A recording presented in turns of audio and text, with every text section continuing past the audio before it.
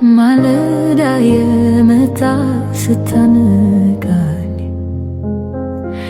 ጆሮዬን ከፍተህ ስትናገረኝ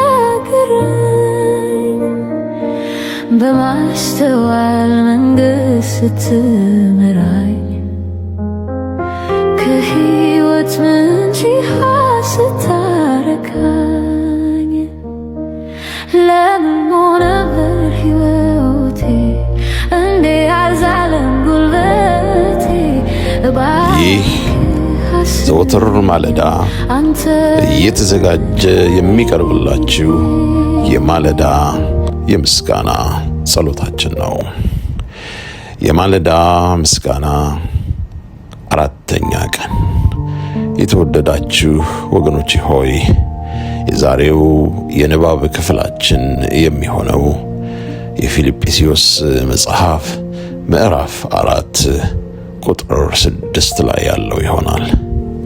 በነገር ሁሉ በጸሎትና በምልጃ ከምስጋናም ጋር ልመናችሁን በእግዚአብሔር ፊት አቅርቡ እንጂ ስለ ማንኛውም ነገር አትጨነቁ ይላል።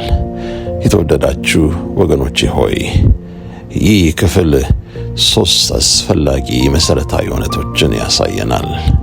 የመጀመሪያው ጭንቀት መፍትሄ እንዳልሆነ፣ እምነት ግን መንገድን እንደሚከፍት ያሳየናል።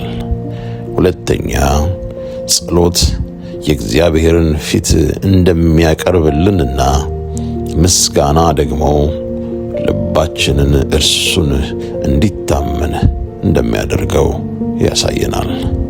ሶስተኛው ምስጋና ከመልሱ በፊት የሚቀርብ የእምነት መግለጫ ነው። እግዚአብሔር እንደሚሰራ ስለምናምን እናመሰግነዋለን።